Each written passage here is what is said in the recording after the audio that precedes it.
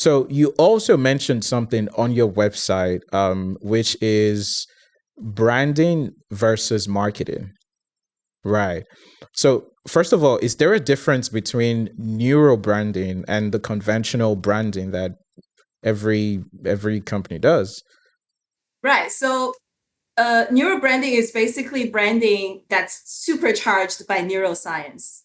If I'm a business owner, now how can this help me commercially in terms of the differences and how I can apply this to my business?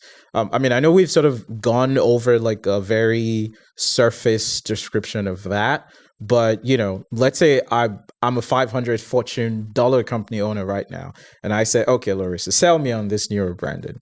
How would you give it to a 101 layman explanation? The application of neuro branding. So the application of neurobranding comes in many layers. It depends on absolutely the resource that you have.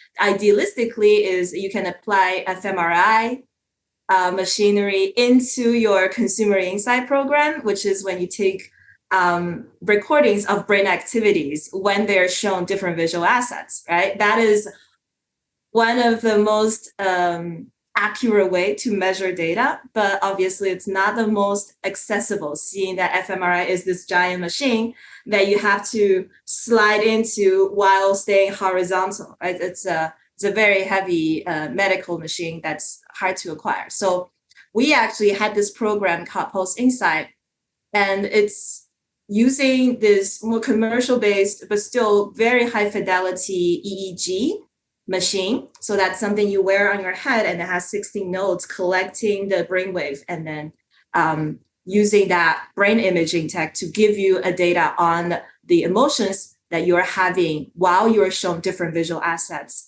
on the spot. You can directly see. We also combine it with eye tracking technology, so you can directly see where the test subject is looking at, and exactly at that moment how they're feeling. What's their level of engagement? What's their level of excitement? What's their level of pleasure or confusion, frustration? You could actually see it from real time from our recording.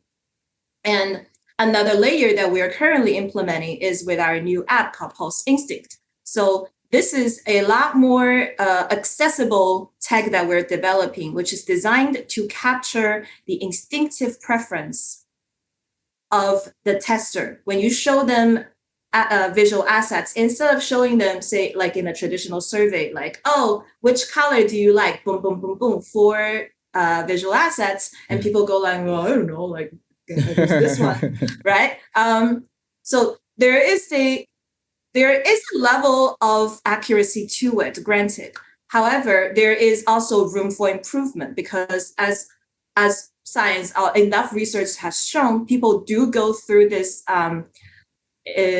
decision fatigue, for example.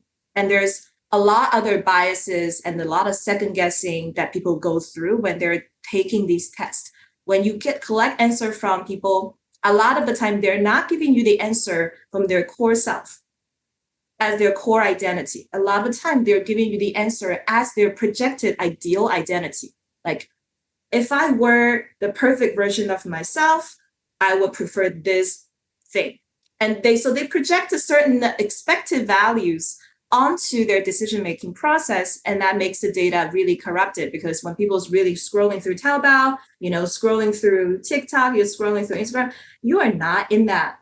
You're in your natural state. You're in the state where you're the most authentic to yourself, because no one is watching, no one is judging you, and you are not even quite fully aware of what exactly goes through your head at the time. Yeah. And so with Pulse Instinct, this is exactly the kind of room for improvement that we're exploring, which is to give people really thin sliced options. So we turn a bigger, more overloading decision process, and then we turn it into a A/B selection process. And in the meantime, we give the tester a limited amount of time, so they can't actually overthink their decisions. They have to go right at their instinct. If their intuition says A or B, they have to go follow that, because they simply don't have more time to hesitate. If it hesitates, it just passes. You miss your window of making the selection. And that's also one key thing, is that if you don't know which one you prefer, you probably don't like them either. Right? Great. It's like, it's like if you're debating, do I ask this girl out or do I ask that girl out? Yeah, chances are you don't like either of them. Right? Yeah. So this is the idea that goes behind our approach. We have different tiers of collecting this kind of raw emotional data, this raw instinctive preference data, and we implement it based on that. We merge that whole data into our design process. So it's very similar, very, very similar to the scientific methodology, which is you observe, you hypothesize, right? And then you design the experiment, you go collect data, and then you validate. And then based on your validation, you realize that, oh, this is aligned with my hypothesis or it's not. And then you go into that loop again. And for us, it's basically the same process. We do our research, we get our briefing done, we understand your target audience and what their profiles are like. And then we go into researching that category of target audience. And then from that data, and we will compare with your competitors, and then basically a really exhaustive research phase. Then we create the first round of draft, which is the hypothesis stage, right? And then we provide that draft as the hypothesis, and then we go into validation process. We put it into the test, we collect that neural data, and with the data that we do collect, we have very numerical way of looking at the results and the preferences of the people. And based on the data, we go into the second round of hypothesis, and that loop goes on until we are happy with the results. Results. Wow, that's a very thorough approach to making. And I think for any business, I think it would pay. It's an investment that will pay in the long run, because you will have very factual, coin-sized data, and you don't have to start searching through thousands and thousands of things.